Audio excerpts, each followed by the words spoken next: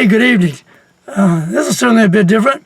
I started the other one, as you can see. I'm continuing it on mindfulness, being in the present. I'm probably going to go over a couple of things I went over in it, but I just want to remind you or reinforce the fact that we're talking about being in the present and in your own mind, in my mind, and how to do that and how important that is. We've talked about, as I said before, we've talked about imagination, thanksgiving, forgiveness as forms of meditation, and this is mindfulness or being in the present. So I want to go into the mechanics of it now. What I do is I pay attention. I put my awareness goes to actually my nose. You can do whatever you want, but it goes to something that you can stay focused on. You might have it be on a sound, or you can look at the wall, a speck on the wall, or a part of your body, or like I do, or whatever. But it's something that will keep your mind active. That's what you want. And then with that done, I can be aware of my breath coming in and out, and I'm not controlling it. I'm letting my body control it, my mind, my body, my subconscious control it. So I'm not controlling it. You'll find that if you put your awareness on your breath, you might find that you try to control it. Maybe that's just me. But so I used to like a fishing pole, where I would be the fishing pole, and I would have a line going down to my breath, and like I was catching my breath, like I was actually, fishing. My breath was the fish, and that allowed me to watch my breath and not control it.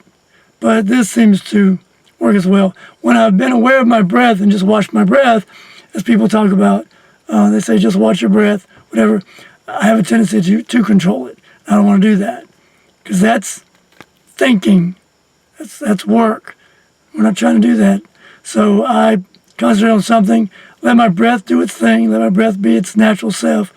And then sometimes I'll practice, just try to practice, being aware of my breath and hopefully not controlling it. But normally I just end up doing it this way. So awareness on an object, letting my breath be itself, and then you'll notice your thoughts coming up. Or you'll notice coming into your awareness. I know your awareness is on this thing, but you'll notice your thoughts coming into your awareness. And I just let them go.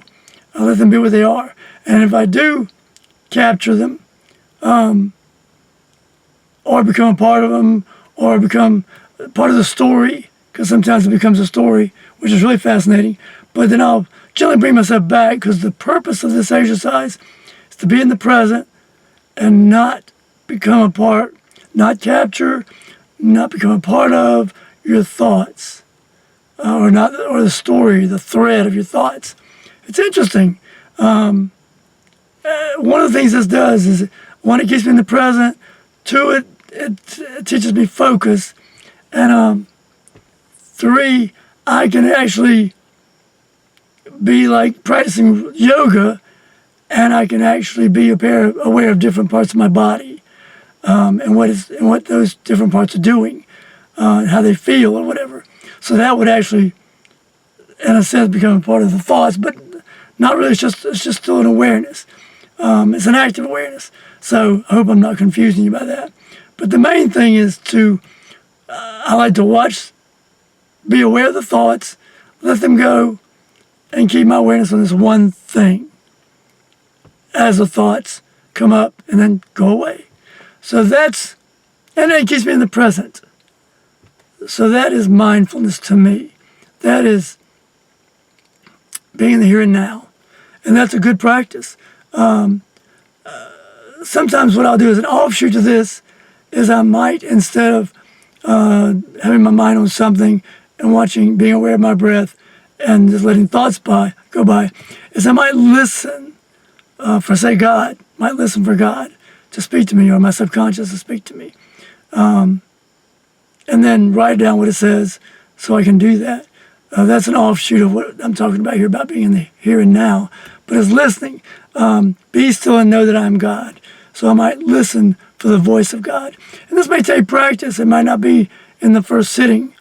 It might take place over some given time when that voice or your subconscious trusts that you are listening. So yeah, so this is your listening. So anyway, wanted to give you that, throw it out there, and I hope that helps. Again, as always, please like if you like, subscribe, hit the bell so you can catch other videos. I hope you have a good night. Yeah, keep on doing that. There we go. Hope you have a good night. And I'll see you soon. It has certainly been a pleasure. Have a good night.